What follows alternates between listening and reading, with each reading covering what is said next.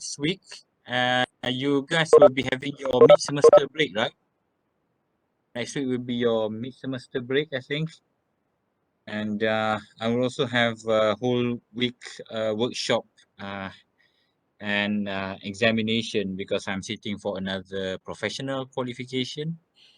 So I hope that one goes well as well. But anyway, I hope we can cover most of the things that we need this week.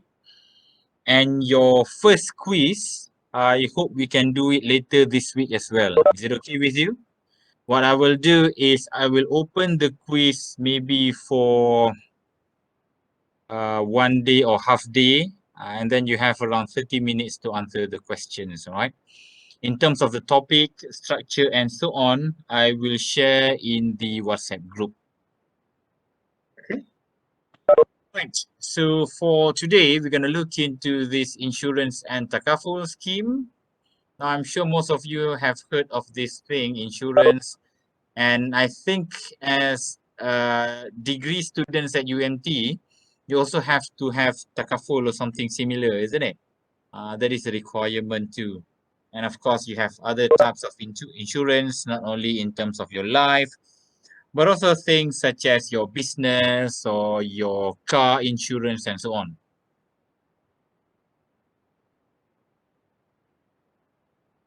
So what are the rules of the insurance and takaful planning?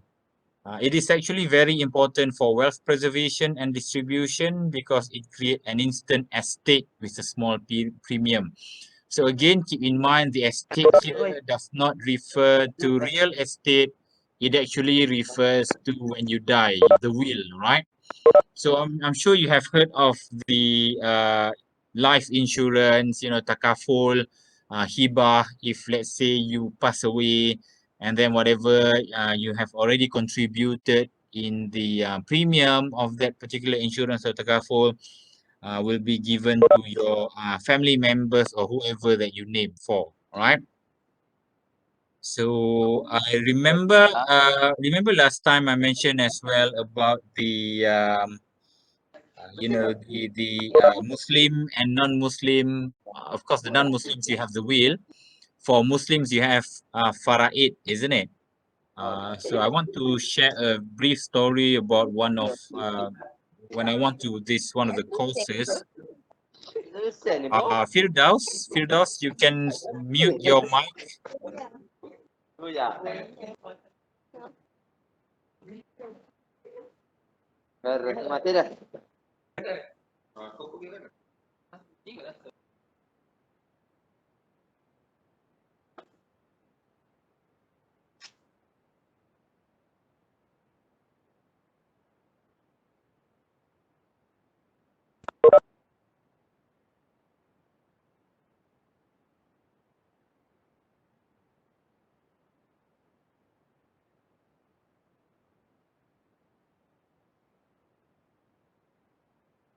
All right. So what happens now is I remember this one story where there is a Muslim guy, Datuk, I think, and he has a mistress, mistress, perempuan simpanan. It's not a good thing, of course, but I'm just want to tell you, yeah. Of course, for Faraid, Islamic wealth only considers the legal ones only, right? The children, for example, of the legally married wife. Okay, so you cannot give your money to anak haram and all the stuff. So what happens with this Dato is because he loves his anak haram, if you call that, okay, not legally because he's a perempuan simpanan. What happens is he can distribute. Let's say he wants to give a present in terms of takaful or in terms of the faraid, up to 30% can be given to someone which are not lawfully entitled to that wealth, isn't it? So because of that, he can do that. Okay, just a second. I got a phone call.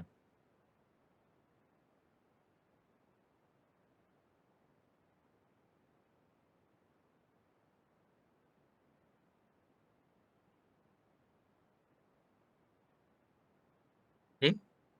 So if you pass away, there are such thing as income replacement. Let's say if you got permanent or temporary disability, you cannot work because you already paid for this takaful or insurance scheme, then maybe it can cover for those income. Funeral expense, when you die, you may not have enough money, but you already paid for. Debt repayments, right? You already invested in case that if you die, then the scheme will be able to pay your debt, as well as education. Right? So there are many ways, many purpose for you to involve yourself in this insurance or takaful. But of course, again, as a reminder for Muslims, you must only put your money in Sharia compliant instruments, which is takaful. It is haram for you to put your money in the conventional insurance product. It is haram, yeah. So for insurance contract, it's between the company and the client is one of indemnity. I'm sure you have done law, so you have understood this concept. Whereas takaful contract is among the participants who are actually donating your contributions or your premium, you call it in terms of insurance, to compensate the losses incurred by any of the participants. So you call this donation as tabarruk. The company is only managing, right? It is only the manager or operator of that kind of agreement or collaboration. So there are several takaful models. The first one is mudarabah, where the company is the operator, or you call it as mudarib, and the group of participants, which is you, all right, you, the people, is called Rabbul Mal. So what happens is that the company actually shares the underwriting surplus and investment profit with you guys, okay, if you put your money in it. The next one is wakalah model, where the company takes upfront fee in order to manage the takaful business, and it can share the profit from investment if it takes the fee for this underwriting and operations.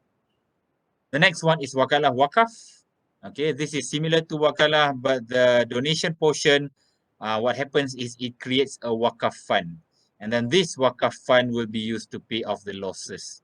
Now, wakaf, in terms of the conventional analogy, you may have heard of the term endowment, right? We have in UMT as well, the UMT Endowment Fund. I was the fund manager for that. So we have the endowment. What endowment means is that you put the money, you invest. If this one is consistent with the Shafi'i school of thought or mazhab, you would consider that you can only spend the hibah only. So for example, if you put your money of 100,000 ringgit in the Islamic endowment, and if you follow strictly to Shafi'i principle, let's say the interest is 2% per annum, it means that from 100,000 ringgit, 2% per annum means you're going to get 2,000 ringgit every year, forever, all right? So each year you can only spend that 2,000 ringgit only, right? You cannot spend the 100,000 ringgit principal. You can only spend the hibah or interest, you call it in conventional term, right? So that is what we call the permanent endowment, right? Of course, we have other things such as term endowment and so on, but I don't want to get into too much detail now. Again, if you have any question, feel free to ask, yeah? What are the main difference in the life insurance contracts? You have the term life, which is term, yeah? Specific period only. It is cheaper than the alternative. You can terminate and you can also renew it at a higher premium. You can pay for it until the age of 65, 75, or 100 with no renewal guarantees. And you can remain with the insurer, and then it can issue renewable term insurance where you can also convert it to permanent coverage. Whole life is for your whole lifetime, very long period, let's say 88, 100 years, and so on. This is considered, because it is whole life, yeah, it is considered as permanent insurance. You have the element of savings. It is based on a straight life, which is the premium payable as long as the insured, which is you guys, yeah. If you pay for it, it means yourself. You have to pay as long as you live. Limited pay life policy, it is for specific periods, say for 20 years or until a certain age. And after that, you don't need any payment, but you are covered until death. It depends on the terms, all right? Now, endowment, like I mentioned earlier, is another form of permanent insurance, which is similar to whole life. What the difference is that the contract provide death benefit for a specified period of time. It also has cash value, and the insured is paid face value or face amount at the end of the period if you are still alive. Okay. You also have the investment life insurance contracts. This is relatively new. Um, Now, if you have two options, all right, whether you want to take full takaful or full insurance, that is, all right, versus uh, full takaful insurance and you invest in mutual fund, for example, or you just combine them, you just invest in the investment life insurance contract. It is better to have those two separately, okay, because you have one which is expert focusing only on the uh, investment, and another one is in terms of insurance. Other than you take this one, it is more convenient, you might think, because you put your money into just one, and then you're going to get investment as well and insurance in one instrument, but the performance is not that good. Okay, so the premium is divided into two accounts. One is investment and another one is risk in terms of your insurance. The investment account belongs to the insured, all right, which is you, if you are insuring yourself. The risk account belongs to the company who will conduct the operations and pay off the compensations. So at death, if you die, then the insured party will get the investment account plus the face value of the risk account. Or if you name your family members, for example, which will get that account and so on. For Takaful as well, you can name, all right? You can name whoever that you want. Even though you have faraid, in order for you have to distribute in terms of faraid, but in terms of the takaful, you can already name who will be the recipient of that particular thing. My aunt, which is a lawyer and also a law lecturer at UITM, Shah Alam, she actually quite disagree with takaful. Okay, this is just her personal opinion, by the way.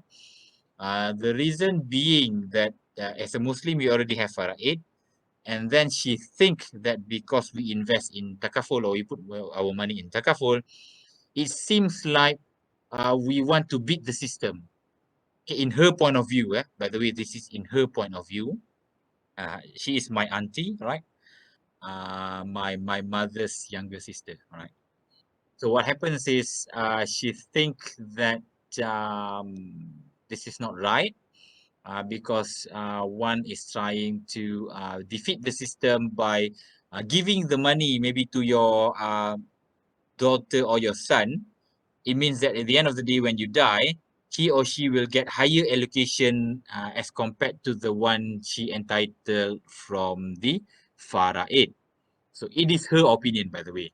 I, however, disagree with her opinion, because when you do have this takaful, actually, even though the effect or the distribution will take effect after your death, it is actually what you are doing now, the hibah. You already pay for the present now.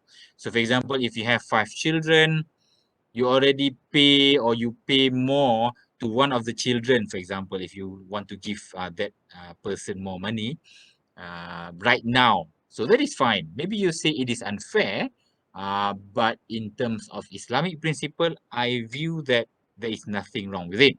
And this is consistent with the majority of the views. Otherwise, takaful will be haram, isn't it? So because takaful is Sharia compliant, the structure is Sharia compliant as well, so it should be fine. So that is why I said I disagree with my aunt's point of view. However, I respect her view, and of course, she is my aunt, so I respect her as well. But I disagree. All right. Um. So, what are the main differences between the conventional insurance operations and takaful? All right. Insurance is a contract of indemnifying the policyholders from the risk related to the policy, whereas takaful is actually mutual sharing of risk. You remember earlier, yeah? It is actually mutual sharing. Each of the participants actually contribute the money. And then it's like you are donating, right? Compensating those that face any hazards. And the insurance involve ambiguity, which is gara, gambling, and al-maisir, as well as interest-bearing investment. Because when you put your money in insurance product, the conventional insurance, yeah, let's say Great Eastern conventional insurance and so on, the company will actually put that money in such investment which may not be Sharia compliant. They may put the money in, conventional fixed deposit. They may invest in Carlsberg and those kind of things as well, isn't it? Because they are conventional insurance. They are not bounded by Sharia principle, whereas Takaful avoids all those things. Okay. What is the concept of tabarruk used in takaful? So it comes from the Arabic root word, which is albir, or righteousness. Righteousness means, what do you call this in Malay? Yeah? It is, I have to search. I don't know the term in Malay. Righteous means someone that is good, someone that is nice. What else? What is the other synonym? But something similar, all right? The exact word, you have to find it. Tabarruk is a sincere or voluntary donation. Again, yeah, this is the difference. You are donating your money. Okay, you consider all of the takaful holders, the contributor, as participants for that particular project, okay, or policy. So the participants have no right to the amount donated and will not receive any benefit out of it because he has given up his right on it because he already donate. Yeah, this is the part that is managed by the takaful operator. So how can this thing help us, okay, in order to protect our wealth? So you have the insurance and takaful. There are available takaful products that can compensate losses on property. Let's say your company has suffered from fire or someone steals your plant and machineries and so on. If you already protect that, okay, with takaful, whatever kind of takaful scheme, and then that is how you can protect your wealth. So the purchaser can have a policy that will pay out the total financing in case of death. For example, if you die and you already paid for the takaful premiums, and then this can help to pay for this, whatever total financing left.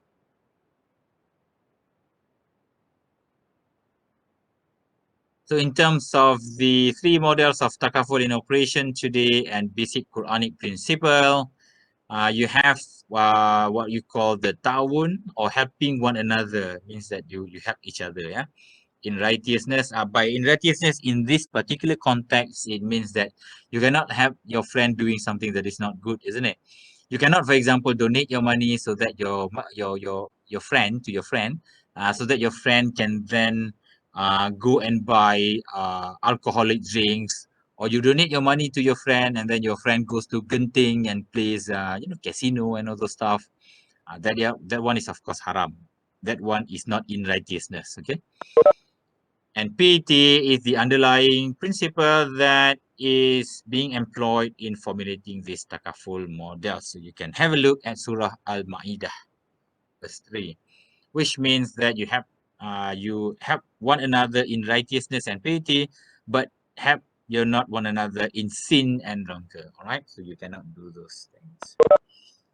Okay, I guess that's all for today. It is quite straightforward, even for your quiz questions, whatever being asked from this will be straightforward as well, because you can just simply refer to the slides. Again, as I mentioned before, you don't have to buy the book. It costs a lot, 1,000 ringgit. We are already in the middle of the semester. Whatever that you need, you only need from our discussion, our lectures, tutorials, as well as whatever additional materials or slides that I put on e-pembelajaran, right? So if I put additional slides, then you have to look at those slides as well, because those things will be covered too, right? So what I'll do again, I'll update on WhatsApp your quiz for this week. Most probably it will be true or false and multiple choice question, half an hour only, 30 minutes, all right? And I will also upload the assignment instruction, okay? If I can do it today, I will, but the latest it should be this week as well. And then you have to fill up the group members on Excel.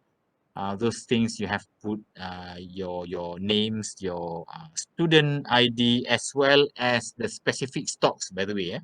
For your project, you have to select for your portfolio optimization. You have to do certain stocks. So from there, you have to put the list of the stocks as well. All right. So I guess that's all for now.